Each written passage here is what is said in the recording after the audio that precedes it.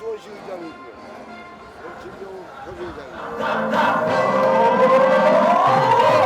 기호 2번 이찬열 후보와 백현원 후보에게 꼭 투표하셔서 당선될 수 있도록 수원 시민 여러분들에게 다시 한번 강력하게 호소의 말씀을 드립니다.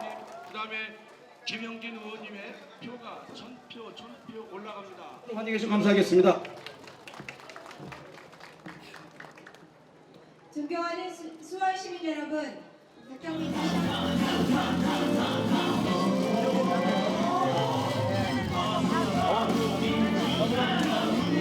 보도국장 출신의 박강원 후보를 소개하겠습니다.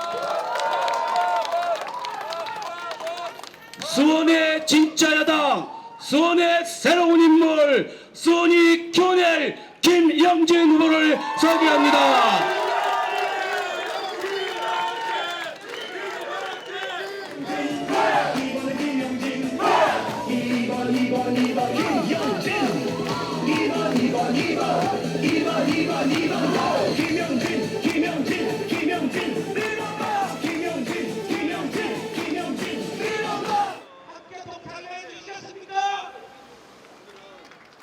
여기 계신 시민 여러분, 행복하셨습니까?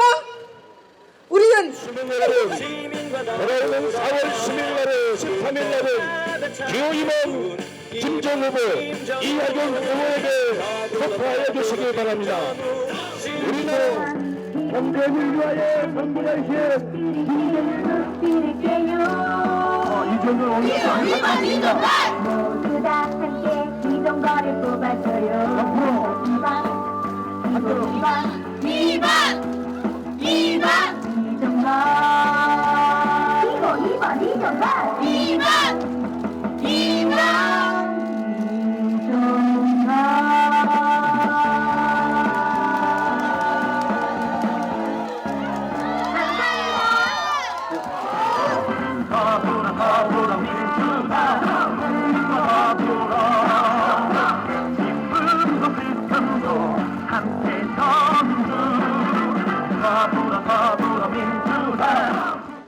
창구 25년 역사에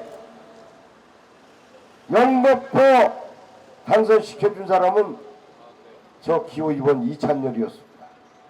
그래서 이번에도 제가 자신있게 내리 3선에 도전해서 국토교통위원장이 되어갖고 제가 시작한 인덕원, 수원, 동탄, 복선전철 지금 보시면은 한참 공사 중에 있습니다. 성균관대 역사, 재개발, 리모델링, 또 대표님께서도 말씀하셨지만은 수원발 KTX 현재는 부산까지 부산으로만 갈 수가 있습니다.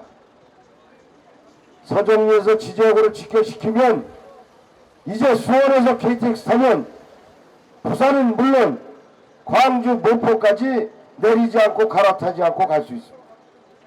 이것이 바로 수원발 KTX입니다. 하루에 왕복 8번 하던 것을 왕복 34번으로 증대시키는 겁니다. 예산은 2,600억 들어갑니다. 이 다달성 조사하고 있는데 아마 이 3월 말에는 나올 거로 예상을 했는데 정부에서 이 사람들이 선거 때니까 민감해서 지금 발표를 못하고 있는 걸로 알고 있습니다. 잘 될 거라고 확신을 하고 오늘 김종인 대표님께서 수원까지 이렇게 찾아오신 것은 우리 당이 이제 경제를 쥐어지고 가겠다. 지금까지 지난 새누리당 정부 8년 동안 경제 성장률은 낮아지고 경제 성장률은 점점 줄어드는데 하향 조정되고 세금은 4조가 더 거쳤다는 얘기 아닙니까? 다들 죽겠다고 아우성치십니다. 이 서민들 국민들 빈주머니를 더 털으려고 그러는 정부가 바로 박근혜 정부 새누리당 정부입니다. 주민 여러분, 지난 4년간 안녕하셨습니까? 안녕하지 못하셨지요? 더 살기 좋아지셨습니까? 나빠졌지요? 박근혜 정부의 잘못된 경제 정책으로 중산층과 서민이 무너지고 있습니다. 제가 요즘 선거운동을 다니다 보면 직장인들이 간곡히 호소합니다. 너무 살기가 어렵다. 세금 문제도 그렇고 점점 팍팍해져서 이제 바뀌지 않고는 안 되겠다, 이렇게 말씀하십니다. 가계의 부채가 1200조입니다. 100만 원을 벌면 170만 원을 이자로 내야 되는 세상이 되었습니다. 이게 정상인 상황입니까? 나라로 친다면 이미 부도가 나도 진작에 부도가 났을 상황입니다. 이제 경제 시스템 모두 바뀌어야 합니다. 더불어 사는 경제로 대기업과 재벌 위주의 정책이 아니라 중산층과 서민 자영업자들이 함께 가는 경제 구조로 바뀌어야 합니다. 저희 더불어민주당이 그 길에 함께 하겠습니다. 새누리당 정권 8년, 이명박 대통령 5년, 박근혜 대통령 3년, 그 8년 동안 여러분의 살림살이 어떠셨습니까? 좀 나아졌습니까? 제가 만난 영동시장의 상인들, 우리 권선시장의 상인들 못 살겠다고 아우성이셨습니다. 청년들은 취업절벽에 부닥쳐서 흙수저라고 자조의 신음을 토해놓고 있습니다. 골목상점 전통시장 상인들 가장 힘들다. IMF 때보다 더 힘들다라고 이야기하십니다. 통계가 입증합니다. 작년에 자영업자 폐업률이 최근 5년 내 가장 높았습니다.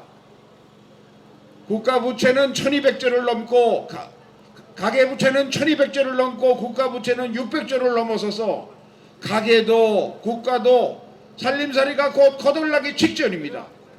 왜 이렇게 됐습니까? 1%도 안 되는 소수의 부자들의 이익을 위해서 대부분의 중산층 서민들의 희생을 강요하는 특권 경제를 운영했기 때문에 그런 거 아닙니까, 여러분? 8년 전 기억해 보십시오. 이명박 정부 경제는 잘할 것이라고 얘기했습니다. 잘했습니까? 망쳤습니다. 박근혜 대통령 경제 민주화한다고 김종인 대표님 모셔가 놓고 경제 민주화 했습니까? 약속 뒤집었습니다. 최근에 역사 왜곡하지 말라는 국민들의 요구 받아들였습니까? 역사 교과서 국정화한다면서 온 국민을 반으로 딱 쪼개놨습니다. 외교 잘했습니까? 민주주의 잘했습니까? 30년 전으로 돌려놨습니다. 남북관계 잘했습니까? 완전히 파탄냈습니다. 다시 이것을 복원하려면 얼마나 많은 시간과 노력이 걸릴지 들어야 될지 모르는 그런 심각한 정말 참담한 상황입니다. 그러면 어떻게 해야 됩니까? 97년 IMF 외환위기가 났을 때 우리 국민들이 어떻게 했습니까? 정권을 바꿨습니다. 심판했습니다. 이번에 심판해야 됩니까? 확실하게 심판합시다. 여러분, 국가부채 600조, 가계부채 1200조, 새누리당 정권 그냥 놔두시겠습니까? 경제성장률 2.7%로 우리 청년들 일자리 없어진 새누리당 정부 여러분 그냥 놔두시겠습니까? 이번 총선에서 기호 2번 더불어민주당을 선택해 주시오. 함께 살고 함께 더불어 사는 더불어경제 함께 만들어 주시겠습니까? 정치를 바꿔서 경제를 바꿉시다.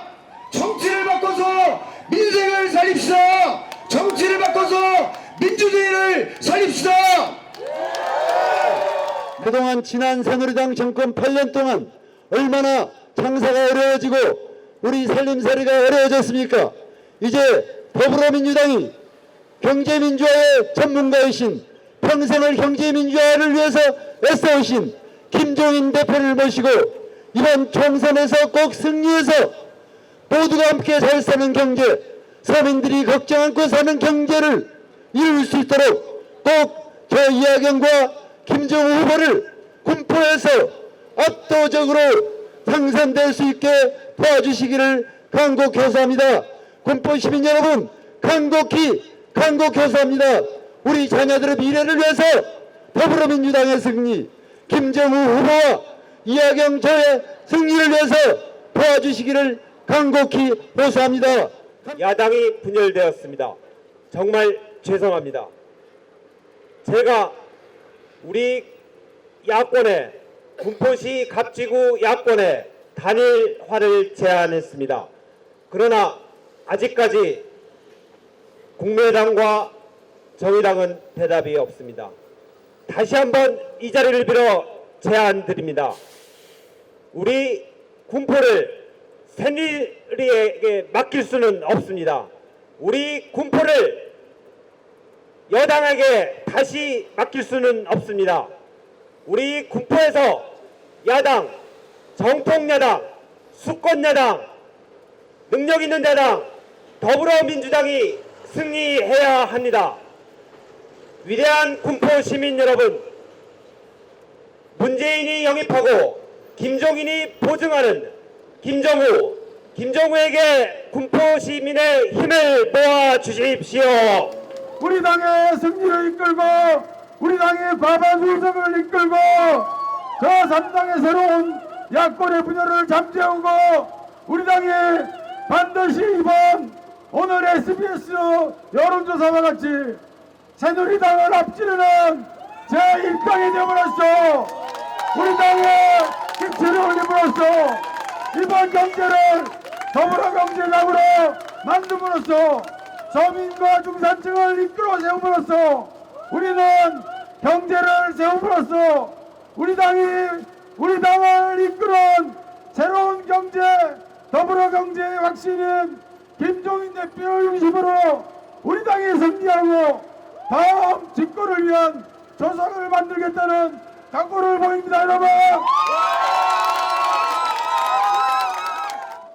오는 4월 13일 실시되는 20대 국회의원 선거는 우리나라의 미래를 위해서 여러 유권자들께서 판단을 해야 할 가장 중요한 선거라고 생각합니다.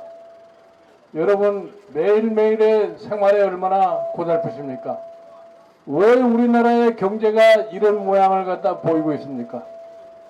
지난 8년 동안에 새누리당 정권의 경제 실책이 오늘날 이와 같은 참담한 경제 현상을 갖다가 초래했습니다.